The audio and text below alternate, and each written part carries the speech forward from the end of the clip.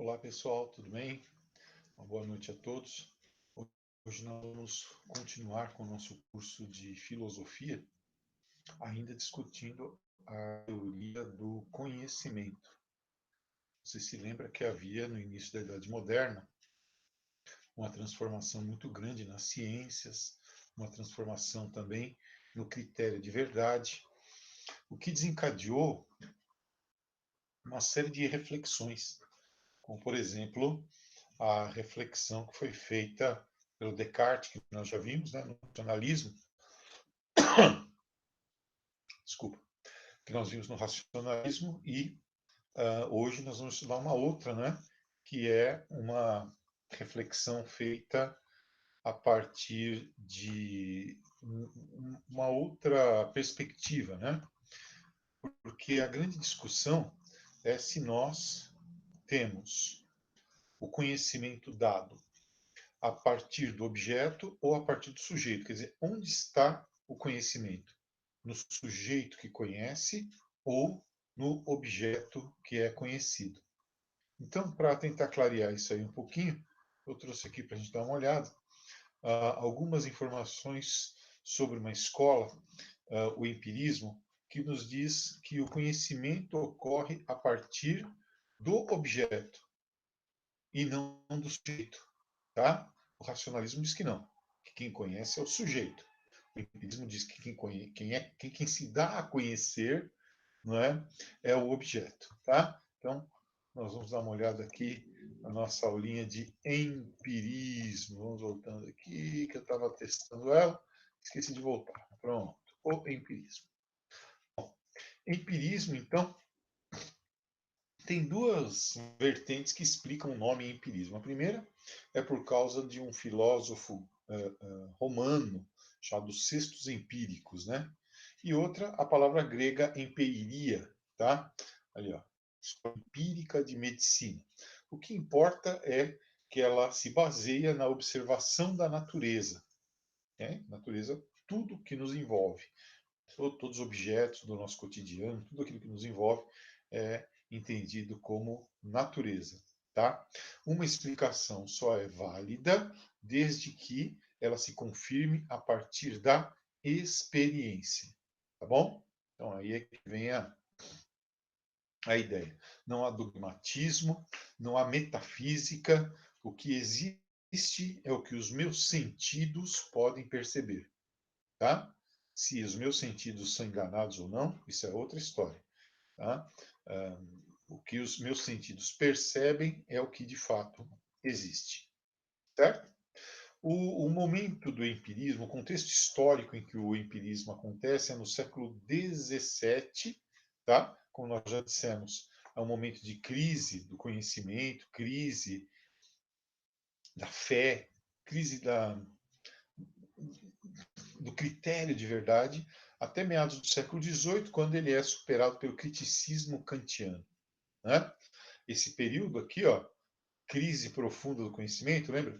Guerra dos 30 anos, reforma, tá? O absolutismo, né? As primeiras manifestações da burguesia indo contra o absolutismo, ok? Aí início e auge da Idade Moderna. Período, então, de muita guerra, né?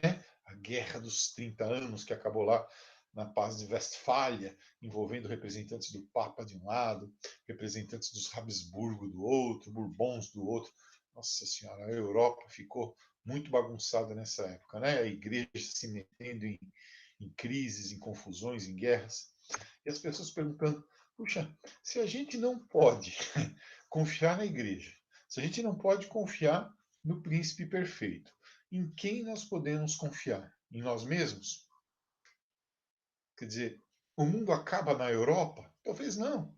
Estava provando-se naquele momento que não. As grandes navegações que tinham começado lá no século XV, XVI, agora estavam trazendo à tona povos de outros lugares, outras culturas, outras formas de ver o mundo.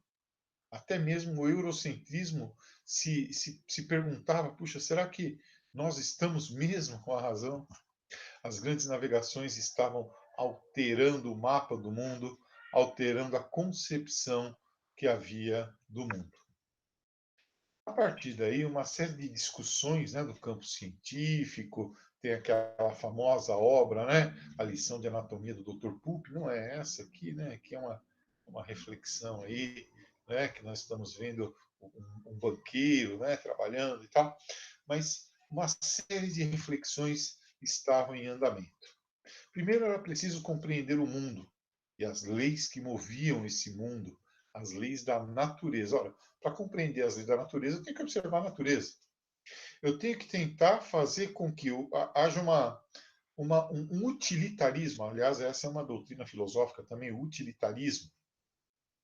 As coisas que eu estudo têm que ter alguma função. Eu não posso estudar por elas mesmas, tá? Quer dizer, tudo que eu estudo tem que ter um conhecimento prático aplicado a ela, né? Aquela matéria que eu estou estudando, tá? Então, sempre uma função.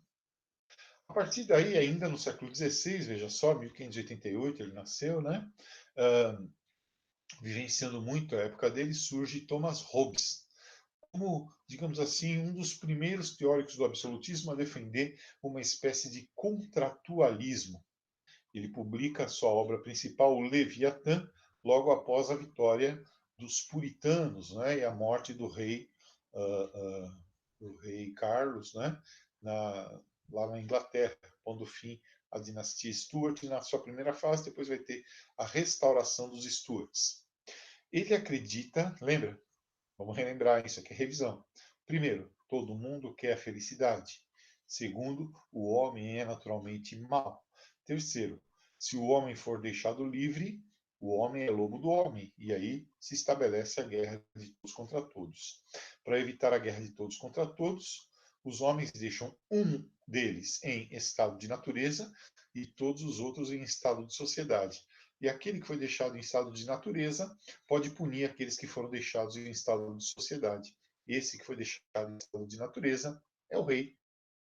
Né? Ele propõe, então, o Estado absolutista autoritário. Thomas Hobbes, né? Autor desse livro Leviatã. O homem é naturalmente mau, o homem é lobo do homem. A guerra de todos contra todos é evitada pelo Leviatã, o Estado. O segundo cara que nos interessa, novamente em inglês, John Locke. Esse é importantíssimo, hein? Olha, vamos começar. Já a tradição, né, da família dele era ligada então à burguesia. Ele tinha uma formação muito sólida, né, artes, medicina e ciências naturais. Fez parte da academia científica da Sociedade Real Inglesa, ok? Então, John Locke, esse cara aqui, né, muito parecido com alguma tia velha da gente, ele tem, John Locke, pai do liberalismo econômico, já defende, lembra, em termos de sociologia e organização do Estado, a divisão do Estado em dois grandes poderes, né? O poder executivo judiciário de um lado e o poder legislativo do outro. Tá? Então, ele já não é absolutista, que nem o Hobbes, que propõe uma organização do Estado mais em termos de dois poderes, tá? Evitando a concentração. Né? Tratado sobre o governo civil e ensaio acerca do entendimento humano. Para a nossa aula de hoje, das cartas sobre a tolerância. Para nossas cartas de hoje, para a nossa aula de hoje, que nos interessa mais esse aqui, ó, ensaio acerca do entendimento humano, em que ele discute nos ensaios como é que o homem aprende, como é que nós entendemos, como é que nós aprendemos. E ele diz que o homem é uma tábula rasa, né? Nesse livro, os ensaios, antes ainda do George Berkeley, ele diz que o homem é uma tábula rasa e que a experiência sensível vai escrevendo nessa tábula rasa, nessa lousa em branco, né? A experiência, tá? As coisas com as quais você se confronta. Ele diz que quando nós nascemos, nós somos todos indivíduos dotados de direitos fundamentais, só que sozinhos e sem saber nada. E ao longo do tempo é que nós vamos aprendendo. O George Berkeley diz a mesma coisa, olha lá. Toda a ordem e todas as coisas que preenchem a Terra, que compõem a estrutura do mundo, não têm subsistência sem uma mente. Tá? Então, as coisas em si precisam ser entendidas, mas elas precisam ser entendidas. A mente até irá entendê-las, mas para que a mente possa entendê-las, é preciso que elas existam. É? Olha ele aí, George Berkeley. É isso aí. Depois, esse cara talvez seja o mais importante de todos, David Hume, escocês, né? Edimburgo, faleceu em 1776, se você se lembra, 1776 é o ano da independência dos Estados Unidos, né? Só para dar mais uma referenciazinha aí de quando ele está escrevendo, tá? Abandonou os estudos e a carreira para dedicar-se à filosofia. Porque filosofia, afinal de contas, não é estudo, não é carreira, a gente fica aqui divagando. Muito bem. E aí, investigações sobre o entendimento humano. Vamos nós de novo. David Hume, acreditando e reforçando a mesma coisa que os nossos amigos lá, o Berkeley e o Locke, né? Só a experiência sensível é que pode nos ajudar. Só que ele fala, inclusive, sobre as aplicações morais e políticas, né, dessas ideias. E ele mostra nos seus livros, nos seus escritos, que através da história sempre foi assim, né? Sempre foi assim. Só se aprendeu quando você ia para a experiência sensível. Olha lá. David Hume, né? Isso daí, que coisa estranha. Muito bem. Hume, então, era um cético. Cético. Ideias e impressões. Ceticismo, não acreditar em nada. É impossível aprender. Se fosse possível aprender, seria impossível comunicar. E se fosse possível comunicar, seria impossível para o outro entender. Então, o conhecimento é impossível. Quer dizer, ele chegou ao limite, né? Ao limite aí das possibilidades do empirismo, tá? Olha ali, questionar todas as certezas, afinal de contas, o que nós temos a respeito de tudo são impressões. Eu mostro uma obra de arte, um objeto, a figura do próprio Hume para você. Você pode estar achando que ele é isso, ou estar achando que é aquilo, só de olhar para ele, né? Muito bem. Então, uma crítica ao racionalismo, uma crítica às ideias de que nós já nascemos com algumas noções, né, com algumas pré-noções. Ele diz que não. O que existem são impressões que cada um tem da realidade de forma diferente da outra. Então, se cada um tem uma ideia diferente do outro a respeito da realidade, a verdade não existe. É assim, está aí para vocês verem, né, a ideia do empirismo. Né? O empirismo, então, amarra pensamento e prática, tá? Entender isso, né? O pensamento está ligado à prática, ele exige exatidão, então não há subjetivismo. A sensibilidade apenas como impressão, ou seja, forma de te enganar, né? Não existe uma verdade absoluta, já que cada um é dotado de sentidos diferentes e são os sentidos que traduzem o objeto que será entendido. Portanto, nós vivemos num mundo de exceções. A única exceção a todas as exceções, para eles, é assim, digamos, o ponto pacífico é que nós nascemos sem saber nada. Não sabemos rigorosamente nada sobre nada.